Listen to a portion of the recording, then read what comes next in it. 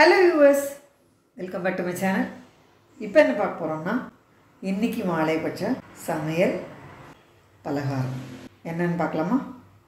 மிளகு ரசத்துக்கு இது 2 டீஸ்பூன் மிளகு, 2 டீஸ்பூன் ஜீரகம், 1 டேபிள் ஸ்பூன் துவரம் பருப்பு, 3 மிளகாய் வத்தல், ஒரு அருக்கு கருவேப்பிலை சேர்த்து இதை இந்த மாதிரி கரகரப்பா பொடிச்சு ஒரு டப்பாவில் போட்டு வச்சுக்கலாம்.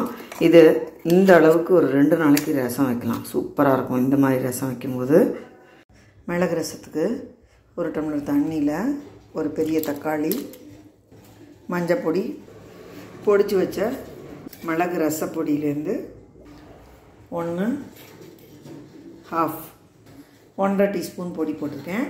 ஒரு கோலி அளவு புளி, ஒரு துண்டு பெருங்காயம், 1/2 டீஸ்பூன் உப்பு சேர்த்து இது நல்லா கொதிக்கட்டும். பொடிச்ச பொடி பேலன்ஸ் இது இன்னொரு நாள் ரசத்துக்கு வச்சுக்கலாம். நல்ல ஒரு ஏர்டைட் ஜார் போட்டு வச்சானாக்கா நல்ல மனம் மாறாமல் அப்படியே இருக்கும். நல்லா கொதிச்சாச்சு, இதோட எசன்ஸ் எல்லாம் இறங்கியாச்சு. சும்மா சூப்பராக கமன்னு மணக்கிறது. இப்போ இதில் ஒரு 1/2 டீஸ்பூன் வெல்லம், இன்னொரு டம்ளர் தண்ணி விட்டு மேலாக இந்த மாதிரி நுரைச்சி வந்ததும் இதில் ஃப்ரெஷ்ஷான கொத்தமல்லி சேர்த்து 1/2 டீஸ்பூன் நெய்யில் கடுகு, ஜீரகம், கருவேப்பிலை சேர்த்து தாளித்து ரசத்தில் சேர்த்துட்டா சூப்பராக மணக்க அருமையான மிளகு ரசம் ரெடி. இந்த மாதிரி ஒரு தடவை பண்ணேன்னா எப்போதுமே இந்த மாதிரி தான் பண்ணுவாள். அந்த மாதிரி டேஸ்ட்டாக இருக்கும், சூப்பராக இருக்கும். இதோட மனம் வீட்டோட மணக்கும். யூஎஸ் கண்டிப்பாக ட்ரை பண்ணி பாருங்க. மிளகு ரசத்தோட தொட்டுன்னு சாப்பிட்றதுக்கு இன்றைக்கி கொத்தவரங்காய் பருப்பு சொல்லி தான் பண்ண போகிறேன். 1/4 கேஜி கொத்தவரங்காயை பொடியாக நறுக்கி வச்சுருந்தேன். இதை தண்ணியில் கொதிக்க விட்டுக்கிறேன். கொஞ்சமாக மஞ்சப்பொடி போட்டு இது கொஞ்சம் வேகட்டும். பாதி வெந்ததும் உப்பு சேர்த்துக்கலாம். இது 5 நிமிஷம் ஆயாச்சு, பாதி வெந்தாச்சு. இப்போ இதுக்கு தேவையான உப்பை சேர்த்துக்கிறேன். நல்லாவே வேகட்டும், கொஞ்சம் வேக விட்டுக்கலாம். அதுக்குள்ளே இது கடலைப்பருப்பும் துவரம் பருப்புமா ஊற வச்சுருந்தேன். கடலைப்பருப்பு 3 டேபிள் ஸ்பூன், துவரம் பருப்பு 2 டேபிள் ஸ்பூன்னு ஊற வச்சுருந்தேன். இதை தண்ணி வடிச்சிட்டு மிக்சியில் சேர்த்து 1/2 டீஸ்பூன் ஜீரகம், காரத்துக்கு 3 மிளகாய் வத்தல், கொஞ்சம் உப்பு, பெருங்காயம் சேர்த்து தண்ணியே விடாமல் இதை கரகரப்பாக பொடிச்சு எடுத்துகிட்டு வரேன். கொத்தவரங்காய் நல்லா வெந்தாச்சு. இந்த மாதிரி பருப்பெல்லாம் திருப்பின்னு வந்தாச்சு பாருங்கள். உதிராக ஜோராக சூப்பராக இருக்குது. இந்த மாதிரி பண்ணும்போது ஜாஸ்தி எண்ணெய் விடாமல் உதுத்துடலாம்.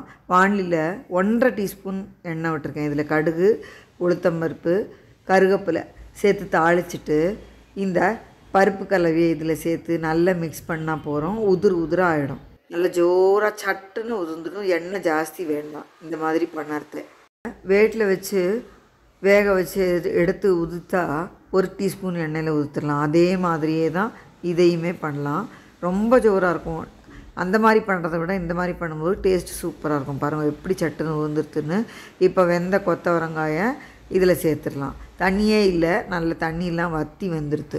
இந்த மாதிரி இருந்தால் தான் கறியுமே உதிராக இருக்கும்.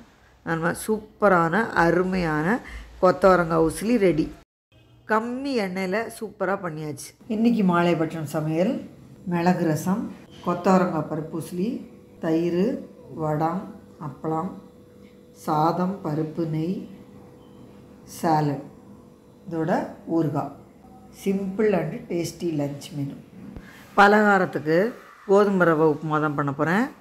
கோதுமை ரவை உப்புமா பண்ணுறதுக்கு 1.5 டம்ளர் கோதுமை ரவை எடுத்துகிட்டு இருக்கேன். இது செம்பா கோதுமை ரவை.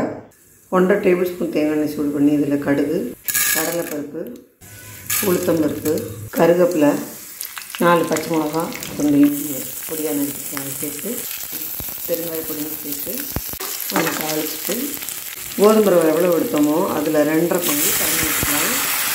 இதுக்கு தேவையான உப்பையும் சேர்த்து நல்லா கொதிக்கட்டும். அதுக்குள்ளே வெத்து வானலியில் இந்த கோதுமை ரவையை சேர்த்து ஜஸ்ட்டு ஒரு லேசாக வெதுப்பி எடுத்துக்கலாம். கலர் மாறுற வரைக்கும்லாம் வறுக்க வேண்டாம். நல்ல சூடு ஏறணும் கொஞ்சம், அந்த அளவுக்கு வறுத்து எடுத்தால் போதும்.